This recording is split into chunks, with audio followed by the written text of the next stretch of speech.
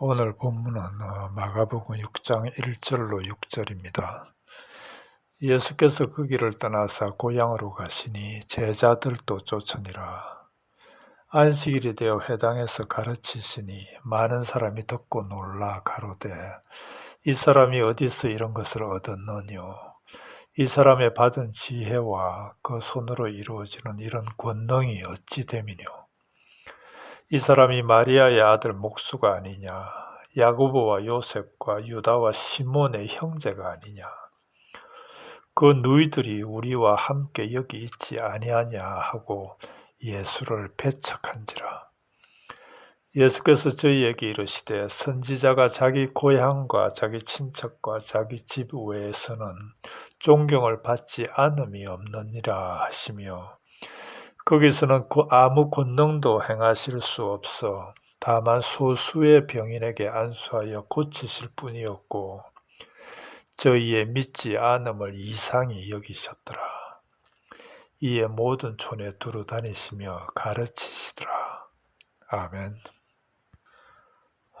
먼저 오늘 본문이 믿음의 혈루증 여인 이야기와 죽은 딸을 살린 회당장 야이로의 믿음 이야기에 바로 이어 소개되는 이야기임을 기억 바라고요. 이제 예수께서 제자들과 함께 가버나움을 떠나 고향 나사렛으로 돌아오십니다. 태어나신 곳은 베들레헴이지만 그곳에서 30여 년간 살아오시며 그의 가족들도 있는 곳으로, 그래서 고향이라 할 수 있는데 이제 그곳으로 돌아오셔서 안식일에 회당에서 가르치십니다. 2절, 안식일이 되어 회당에서 가르치시니 많은 사람이 듣고 놀라 가로되 이 사람이 어디서 이런 것을 얻었느뇨? 이 사람의 받은 지혜와 그의 손으로 이루어지는 이런 권능이 어찌 됨이뇨? 무엇을 가르치셨는지 기록하고는 있지 않지만 그 가르침에 많은 이들이 듣고 크게 놀랍니다. 그러면서 동시에 의심의 눈초리를 보냅니다. 3절, 이 사람이 마리아의 아들 목수가 아니냐? 야고보와 요셉과 유다와 시몬의 형제가 아니냐? 그의 누이들이 우리와 함께 있지 아니하냐? 다 맞는 말이지요. 실제로 예수님은 이들이 말하는 대로 마리아의 아들이고 목수라는 직업을 가졌었고 그의 형제 자매들 또한 지금 이들과 함께 있으니까요. 그럼에도 이 말 속에는 놀랍고도 신비로운 무언가가 있습니다. 천지 만물을 지으신 그분이 하나님과 본질이 같으신 하나님의 아들이신 그분이 사람의 몸을 입으시고 이 땅에 오셔서 실제로 목수의 삶을 사시며 땀 흘려 일하시고 빵을 먹었다는 사실. 빌립보서 2장 6절입니다. 그는 근본 하나님의 본체시나 하나님과 동등됨을 취할 것으로 여기지 아니하시고 오히려 자기를 비워 종의 형체를 가지사 사람들과 같이 되셨고 사람의 모양으로 나타나사 자기를 낮추시고 죽기까지 복종하셨으니 곧 십자가에 죽으심이라. 베드로전서 1장 20절입니다. 그는 창세 전부터 미리 알림 바 되시니나 이 말세에 너희를 위하여 나타내신 바 되었으니. 공동번역으로 보면 이해가 더 쉬운데요. 하나님께서는 천지를 창조하시기 전에 그리스도를 구세주로 미리 정하셨고 이 마지막 때에 여러분을 위해서 그분을 세상에 나타나게 하셨습니다. 이렇게 하나님과 본질이 같으신 하나님의 아들이 지금 이렇게 마지막 때에 그리스도로 나타나셔서 가르치시며 권능을 행하시는데 그럼에도 사람들은 그분의 겉으로 드러난 모습만으로 그분을 잘 안다고 이 사람이 마리아의 아들 목수가 아니냐, 그의 누이들이 지금 우리와 함께 있지 아니하냐 하며 그분을 배척합니다. 예수를 배척한지라. 이 배척하다는 헬라 스캔달리조는 실족하다, 걸림돌에 걸려 넘어지다는 그런 의미의 말인데, 사람들이 그분의 이런 육적인 겉모습에 걸려 넘어졌다는, 실족했다는 것이요. 그러자 예수께서 말씀하십니다. 4절, 선지자가 자기 고향과 친척과 자기 집 외에서는 존경받지 못함이 없느니라. 이 말씀은 우리 중에도 이런 상태에 있는 이들이 적지 않게 있을 텐데요. 가족 가운데서나 믿지 않는 주위에서 홀로 믿고 있는 이들에게 큰 위로가 되는 말씀입니다. 지금 예수님 자신도 그렇다고 말씀하고 계시니까요. 그러시며 5절, 거기서는 아무 권능도 행하실 수 없어 다만 소수의 병자에게 안수하여 고치실 뿐이었고,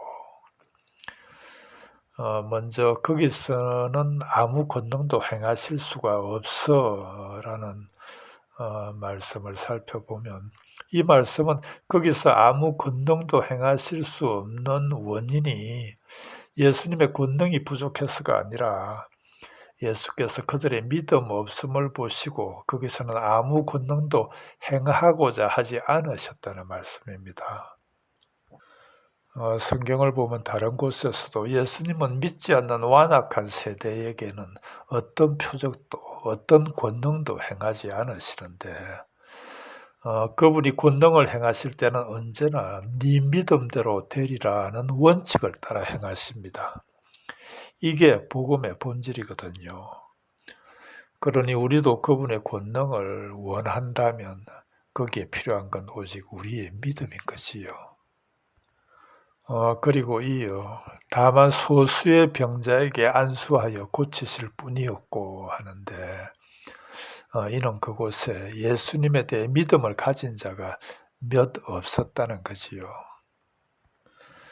이에 예수님은 6절, 그들이 믿지 않음을 이상히 여기셨더라 합니다.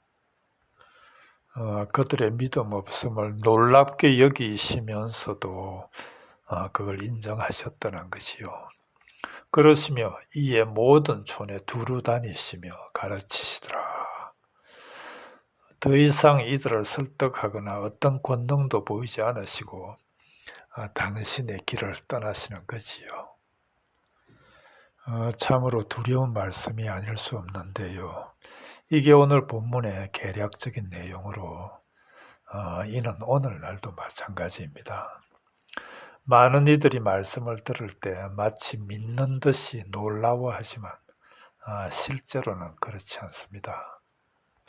씨 뿌리는 자의 비유에 나오는 돌밭이나 가시떨기 같은, 말씀을 들을 때는 놀라며 기쁨으로 듣지만 자신의 실제의 삶 속에서는 말씀으로 인한 어떤 환난이나 박해 또는 염려나 재물의 유혹 같은 경우는 쉽게 넘어지는 것이니까요. 믿음이 없다는 것이요. 여러분들, 우리 믿는 이들의 삶은 우리가 믿는 것을 실제로 하여 살아가는 삶입니다. 그래서 믿음 생활이라 하는데, 만일 우리의 믿는 것이 우리의 삶 속에서 실제화가 되지 못한다면, 즉 사는 것 따로 믿는 것 따로라면 그건 사실 믿는 게 아닌 거지요.